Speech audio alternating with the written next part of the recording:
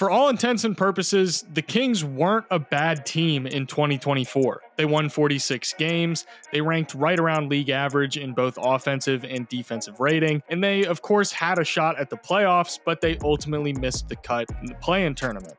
Now, in this scenario, a lot of teams normally do one of two things.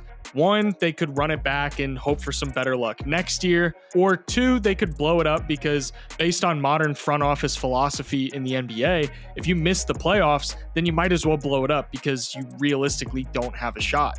But instead of just settling for either mediocrity or outright tanking, the Kings went a different direction, bringing in DeMar DeRozan on a $25 million a year contract for the next 3 years. DeMar DeRozan is arguably one of the most consistent players in the entire league right now. He's only missed 120 of his 1,230 total regular season games, and he's an objectively great basketball player. So why are people questioning if this was the right move for the Kings to bring him in? Even just looking at what they gave up, they really didn't have to give up that much to get him. They sent Chris Duarte and 2 second-round picks to the Bulls, and they sent Harrison Barnes to the Spurs to pull off this 3-team deal. Turning Harrison Barnes, Chris Duarte, and 2 second-round picks into DeMar DeRozan seems like a pretty clear upgrade to me. Chris Duarte was an extremely late rotation guy who was pretty hit or miss for Sacramento for most of the season, and Barnes, while still capable of contributing in the right context, is 32 years old and he's not really getting any younger. So even just off the basis of asset management, I think this trade makes a ton of sense for Sacramento. But from a basketball perspective, I don't know how you can come to the conclusion that this trade somehow doesn't make the Kings a better team. The biggest complaint that I think most people have with the trade is the issue of fit. The Kings attempted threes at the 3rd highest frequency of any team in the NBA last season, and it's pretty well known that DeRozan isn't exactly known for his three-point volume, and even his three-point efficiency for that matter. The problem is that you can't really reduce the discussion of his fit in Sacramento to something as simple as three-point volume and three-point efficiency, because it honestly goes a lot deeper than that. Why does his three-point efficiency and volume matter? Well, it matters because if you attempt a meaningful number of threes and you're capable of hitting them at a meaningful rate, then defenses are going to be far more likely to defend you out to the perimeter, thus creating more space for the offense as a whole to work with. Three-point volume plus three-point efficiency equals roughly how much spacing you provide, right? Well, as I've discussed many times before on this channel, there are plenty of other ways that you can provide spacing despite not being a high-volume three-point shooter. And as a matter of fact, I've even done an entire video on how Domantas Sabonis spaces the floor without shooting threes. DeRozan might not hit his threes at a high rate, but after watching film of all of his three-point attempts this year, defenders are still closing out on him whenever he's getting the ball on catch-and-shoot looks. They don't treat him like your typical non-shooter in the traditional sense, and that's because it's not just about whether or not DeRozan is going to punish you from the perimeter when he gets catch-and-shoot looks.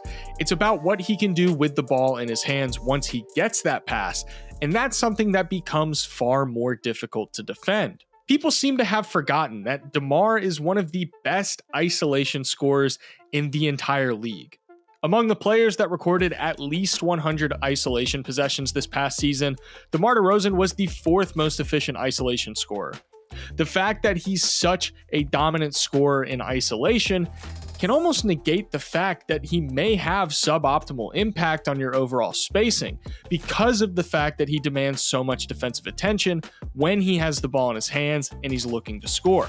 The Magic were one of the best defenses in the league, yet they're still having Jonathan Isaac guard him way out to the three-point line when he's bringing the ball up.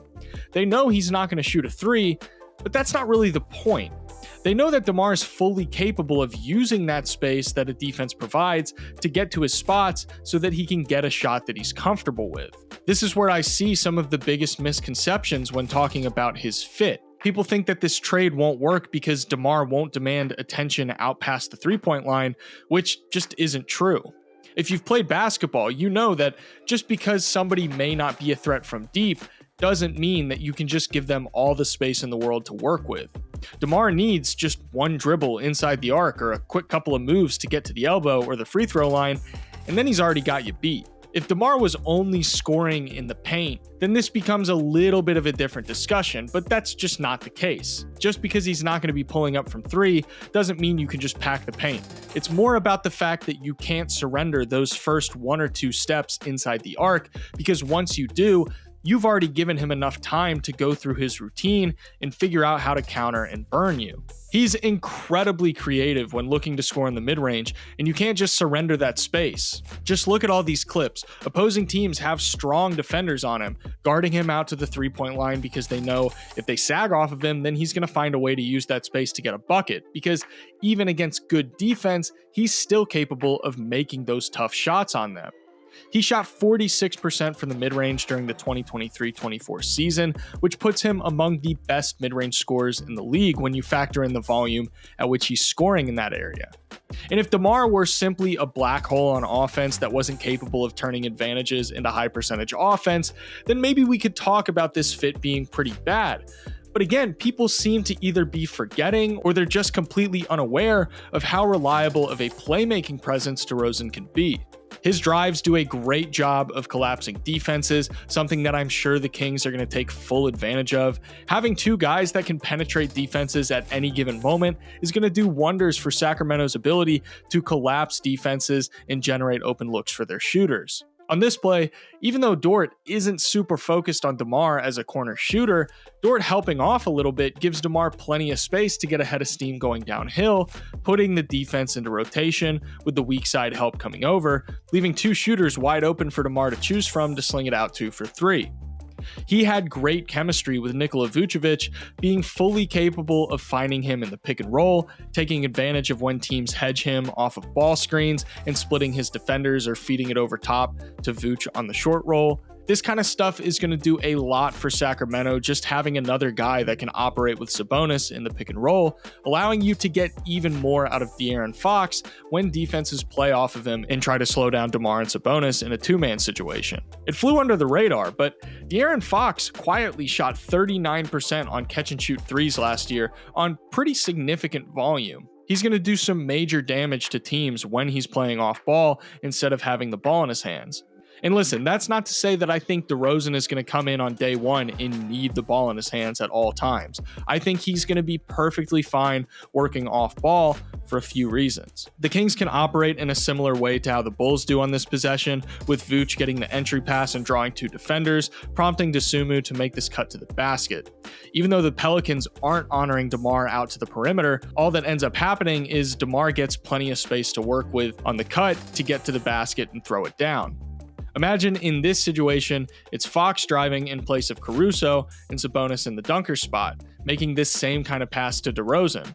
DeRozan can knock these down when he's left open. He might have his foot on the line, but he can definitely knock them down and take advantage of a collapsed defense. On this possession against the Pistons, they have him come off of these staggered screens, ultimately getting him a good clean look. But in the context of the Kings, if it's Fox with the ball in his hands, he could theoretically take advantage of the confusion that DeMar creates on this off-ball action to drive into all this space and finish at the basket. There's far more possibilities that the Kings unlocked with this trade than what I've seen them get credit for, and their offense is likely going to be significantly better as a result of it. Now, of course, there's the issue of their defense. Sacramento was right around league average last season in defensive rating, and they're not going to be holding teams under 100 points very often. This was a move to double down on their strengths, add another scoring threat, and continue to raise the floor of this team.